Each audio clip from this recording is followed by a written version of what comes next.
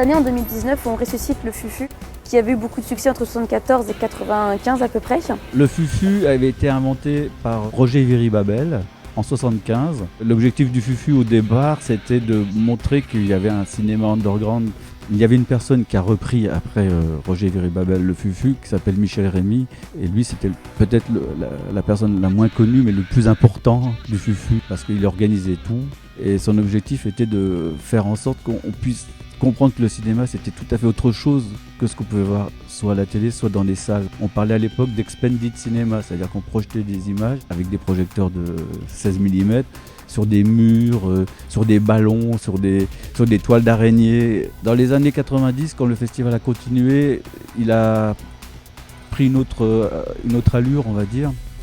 Et il fallait qu'il s'arrête. C'est un festival qui vivait beaucoup avec l'argent des entrées. Il y avait énormément de spectateurs.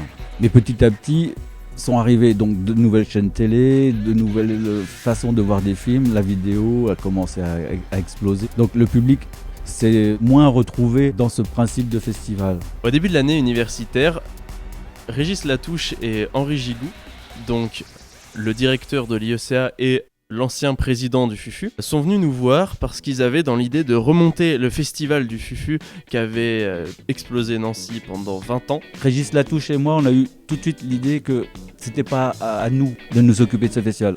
On était là comme des parrains pour donner envie aux étudiants de l'IECA de s'en occuper eux-mêmes, d'être responsables. Il y a un petit peu de nostalgie quelque part, il y a beaucoup de nouveautés parce que 20 ans se sont écoulés depuis la dernière édition. Ça rassemble des films et des photographies, des expos, des artistes, etc. D'un univers un petit peu décalé, souvent punk, très souvent hors circuit de production classique aussi, donc qui permet de mettre en valeur des productions étudiantes et des films sortis un petit peu de nulle part. Redémarrer un festival, c'est en fait comme si on démarrait un festival.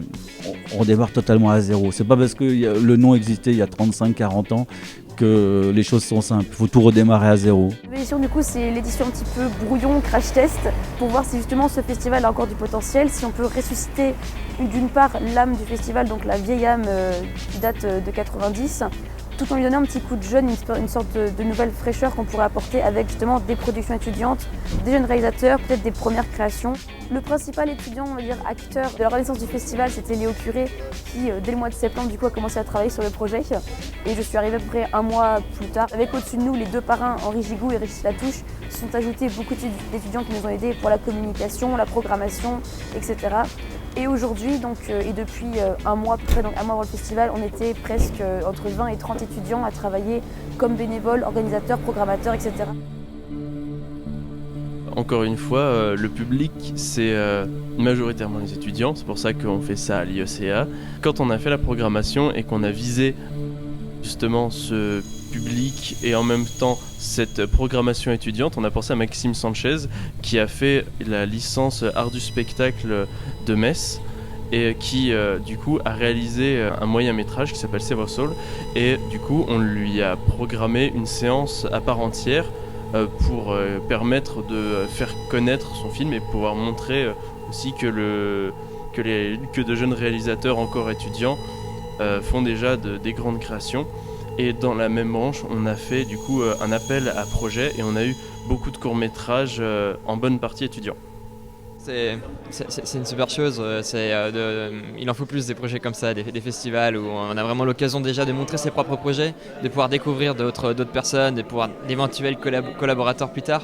Et surtout, c'est des projets qu'on a un peu vu, enfin on a vu des potes les faire et là c'est super de voir enfin le projet final. Et là, c'est vraiment la consécration. Et du coup, oui, l'avantage de le projeter dans des festivals étudiants, c'est qu'on a forcément des retours, donc positifs ou négatifs. C'est ça qui est bien dans le fait de projeter dans un festival étudiant, c'est que des gens qui sont à peu près de notre âge, donc forcément ils nous le disent donc d'une manière ou d'une autre, mais ils nous le disent et on en prend conscience parce que c'est des gens qui ont notre âge et qui font la même chose que nous. C'est important que les étudiants puissent avoir ça parce que ça promeut la culture, ça permet de montrer un peu ce qu'ils font dans l'école. Ce sont des amis à moi qui ont fait les créations, donc de voir comment ils étaient au niveau du tournage et de voir ce qu'ils ont réussi à faire, c'était sympa. Et surtout voir toutes les autres créations, des gens que je connais même pas et qui sont vraiment des fois étranges, Mais pour la plupart du temps, c'est intéressant, donc moi j'ai bien aimé. Alors là aussi, un des buts du festival, c'était la déambulation. Donc par ce fait, on a choisi plusieurs lieux.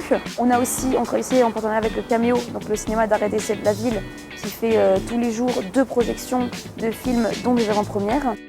Ce qui est intéressant, c'est en fait d'avoir, je pense, à la fois ce que j'appelle les papas, c'est-à-dire le fufu première génération, qui remonte un festival avec le fufu nouvelle génération. Et on travaille aussi avec le LEM pour 2 événements spéciaux.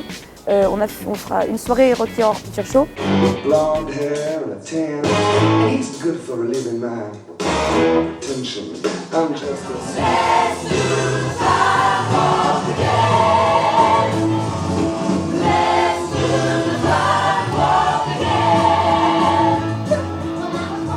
des gens qui dansaient pendant le film, donc c'était cool. On a pu jeter du riz, donc c'était vraiment cool. Franchement, bravo à l'organisation.